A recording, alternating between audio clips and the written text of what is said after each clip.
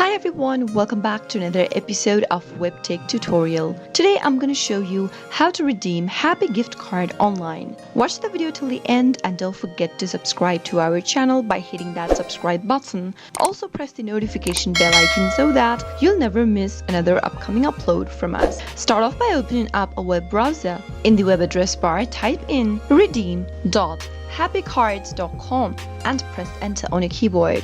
Soon after you do that, you'll end up in this page where you can see enter card number and enter PIN text boxes. Enter your card number that is available at the back of your gift card into the first text box and enter the PIN number on your card on the next field. Soon after you do that, click on redeem card button, and on the next page you'll be able to see all of the brands your happy card can be used for. Simply select one of the options and you'll be able to redeem your happy card online.